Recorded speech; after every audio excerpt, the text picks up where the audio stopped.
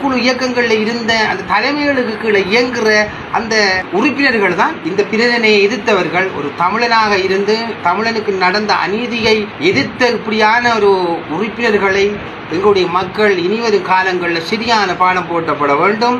ஆனால் சபையினை விட்டு முதலில் வெளியேறும் உறுப்பினர் கிருஷ்ணபிள்ளை பதனகுமார் தவிசாளரால் கொண்டுவரப்பட்ட பிரேரணையினை வரவேற்று சபையிலே இவ்வாறு கருத்து தெரிவித்திருந்தார். பிரேரணை என்பது எழுத்துப்பூர்வமான ஆவணமாக இருக்க நிச்சயமாக நாங்கள் இதை வரவேற்கிறோம். ரீதியாக கொஞ்சம்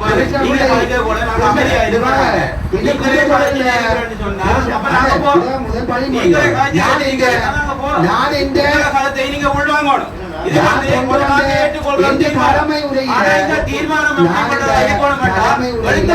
ஒரு ஆவணமாக இருக்கணும். அந்த ஆவணம் முன்மொழியப்படி பிரேரிக்கப்பட்டு உரிய இடத்துக்கு அனுப்பப்பட வேண்டும்.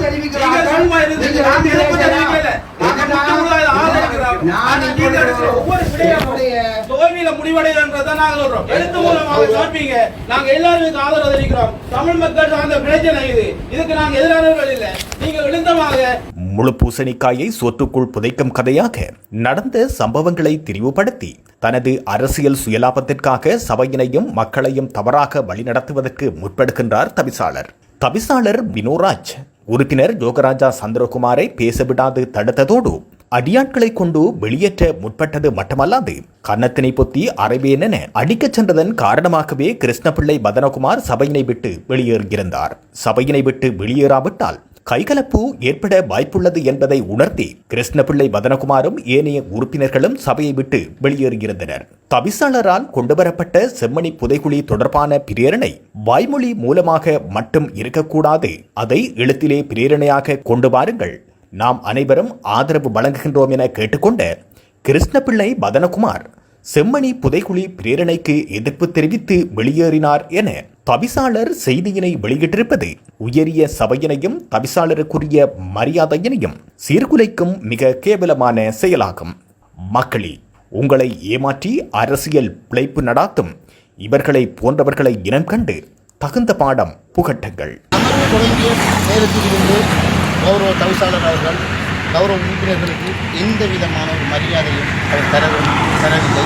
அத்தோடு சபையில் எங்களுக்கு பேசுவதற்கு எந்த ஒரு அனுமதியும் அவர் தரவில்லை. இது ஒரு ஜனநாயக படுகொலைன்னு தான் நாங்கள் கருதுகிறோம். இதை ஒரு ஜனநாயக படுகொலை. எதற்கு எடுத்தாலும் அவருக்கு வழங்கப்பட்ட அதிகாரத்தின் பிரகாரம் நான் உங்களை வெளியேற்றுவேன், நான் உங்களை வெளியேற்றுவேன். ஒரு உறுப்பினர் கொலை செய்திருந்தால் தான்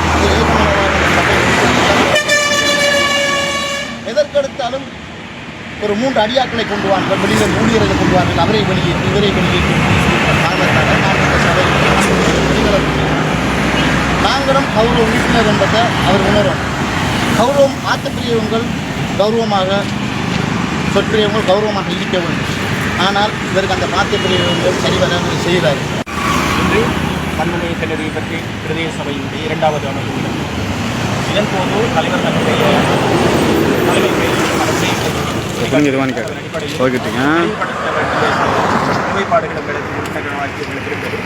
அதன் அடிப்படையில் சில விடயங்களை நாங்கள் தெளிவுபடுத்த முற்பட்ட போது எங்களை பேச விடாமல் தடுத்ததோடு குறிப்பாக மனுஷன் எத்தவர்களை அதே போன்று பதனகுமார் மற்றும் என்னையும் வெளியேற்றுவதற்குரிய நடவடிக்கைகளை மேற்கொண்டிருந்தார். அதன் அடிப்படையில் என்னை வெளியேறுமாறு கணித்த போது நான் எந்த சட்டத்திலே என்னை வெளியேற்றுவதற்குரிய அதிகாரங்கள் இருக்கின்றது என்று கேட்டபொழுது எனக்கு அடிப்பதற்கு எழுதி வந்திருந்தார். இந்த விடயங்கள் தொடர்ச்சியாக கடந்த அமர்விலும் கூட இவ்வாறான செயற்பாடுகள் இடம்பெற்றது. நாங்கள் அவர்களுக்கு ஆதரவு வழங்கவில்லை. அவரை தவிசாளராக தெரிவு செய்கின்ற பொழுது அவர்களுக்கு ஆதரவு வழங்காதவர்களை பழிவாங்குகின்ற செயற்பாடுகள் தொடர்ந்து இடம்பெற்று வருகின்றன. அது மாத்திரமல்லாமல் தமிழரசு கட்சிக்கு வாக்களிக்காத கிராமங்களை பழிவாங்குகின்ற செயற்பாடுகளும் தொடர்ச்சியாக இடம்பெற்று வருகின்றது. அவற்றை வெளிப்படுத்துவதற்காகவே அவருடைய அந்த தலைமை உரையை உணர்ந்து நான் நேரப்படுத்தி கேட்டுள்ளேன். குறிப்பாக அவர் மண்மனை கல்லூரியை பற்றி களவாஞ்சிக்குடி பிரதேச செயலக பிரதேச அபிவிருத்தி அண்ணாமலை சித்திர பிள்ளையார் ஆலயமானது கடந்த 3 வருடங்களாக பிரதேச சபையினுடைய ஊழியர்களை திருவிழாக்காரர்களில் அவருடைய நடவடிக்கைகளை மேற்கொள்வதற்கு விடாமல் தலைவர் செயலாளர் அனைவரும் திருப்பி அனுப்புவதாகவும் தங்களால் அந்த நடவடிக்கைகளை மேற்கொள்ள முடியாமல் இருப்பதாகவும் குறிப்பிட்டார்.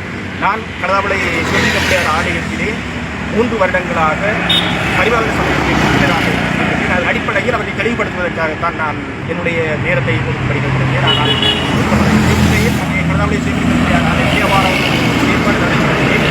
அங்கே பிரதேச ஊழியராக இருந்தாலும் சரி, யாராக இருந்தாலும் வந்தால் நாங்கள் அனைவரையும் அங்கே இன்முகத்தோடு வரவேற்கின்றோம். ஆனால் இவர் போகின்ற இடமெல்லாம் கடவுளை சிவலிங்க பிள்ளையார் ஆலய அடாவடியாக இந்த ஊழியர்களை வராமல் தடுக்கின்றது என்கின்ற கருத்தை பிரதேச அவற்றை தெளிவுபடுத்த வேண்டிய பொறுப்பு கடவுளை சார்ந்தவர்களும் கடவுளை சிவலிங்க பிள்ளையார் ஆலயத்தினுடைய பரிபாலன சபை உறுப்பினராக இருந்தவன் என்ற ரீதியிலும் தெளிவுபடுத்த கடமைப்பட்டிருக்கின்றேன் என்ற காரணத்துக்காக நான் இருந்தபொழுது என்னை வெளியேறும்படி பணித்ததோடு எனக்கு அடிப்பதற்கு வந்திருந்தார். இவ்வாறான செயற்பாடுகள் தொடர்பாக இருந்தால் இந்த பெரிய சபையை நாங்கள் கொண்டு நடத்துவது பாரிய சிக்கல் நிலை ஏற்பட்டிருக்கின்றது. அதே போன்று பல பாரிய இன்று 15ஆம் தேதி எமது மண்மனித நெறிப்பள்ளி பிரதேச செயல சபையிலே இரண்டாவது அமர்வு இடம்பெற்றது. இந்த அமர்வானது நாங்கள் நிச்சயமாக எங்களுடைய இந்த மண்மனித நெறிப்பட்டு இந்த சபையினை நாங்கள் நேர்த்தியான முறையிலும் இலங்கையிலே முதலாம் தரத்துடைய சபையாக கொண்டு வர வேண்டும் என்று உங்களுக்கும் உங்கள் மனதிலும் பல ஆசைகள் இருக்கின்றது. ஆனால் தவிசாளர்களுடைய நடவடிக்கைகளானது எங்களுக்கு மிகவும் மனவேதனை ஏற்படுத்துகின்றது. நீங்கள் அறிந்திருப்பீர்கள், இந்த அவர் கொண்டு வந்த 2 பிரேரணைகள், அதாவது கன்னியமர்வு இடம்பெற்றதன் பிற்பாடு விசேட கூட்டங்கள் என அழைக்கப்பட்டு அந்த குழுக்கள் அமைக்கப்படாத பட்சத்தில் அமைக்கப்படவில்லை. அதற்கிடையில் பிரேரணைகள், முதலாவது கன்னியமர்களை சில பிரேரணையை கொண்டு வந்தார். அதில் ஒன்று கழுதாவள பிள்ளையார், அதாவது எங்களுடைய பகுதியில் இருக்கின்ற ஆலயங்கள் சம்பந்தமானது, 2வது கல்வி நிலையங்கள் சம்பந்தமானது. இந்த 2 பிரேரணைகளும் மக்களால் தோற்கடிக்கப்பட்டு மக்கள் மத்தியிலே பாரிய எதிர்வலைகளை ஏற்படுத்தியிருந்தது. நாங்கள் அதனை அவருக்கு கௌரவமாக எடுத்து கூறியிருந்தோம். எடுக்கின்ற தீர்மானங்களை எங்களுடைய எல்லோருடைய ஆலோசனைகளையும் கேட்டு எடுங்கள், நாங்கள் மக்கள் மத்தியிலே அதை நாங்களும் அவர்களுடைய ஆலோசனையும் பெற்று இந்த தீர்மானங்களை முன்னெடுப்போம் என்று கேட்டிருந்தோம். அவர் அதுக்கு எதிர்ச்சியாக தனக்கு வழங்கப்பட்டிருக்கின்ற அதிகாரத்தினை நான் பயன்படுத்தி செய்கின்றேன் என்கிறார்.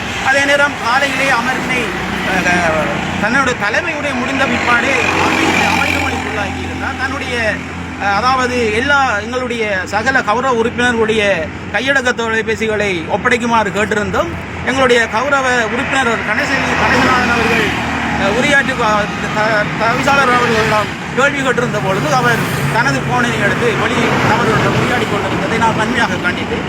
இவ்வாறான இவருடைய அந்த நடவடிக்கைகள் இந்த சபையினை சரியான முறையில் கொண்டு செல்வதற்கு ஏற்புடையதாக அமையவில்லை. பிரதி தவிசாளர் அவர்களும் ஒவ்வொரு கௌரவ உறுப்பினர்களுடைய உரையினை கேளுங்கள் என்று அவரும் பலமுறை வேண்டியிருந்தோம்.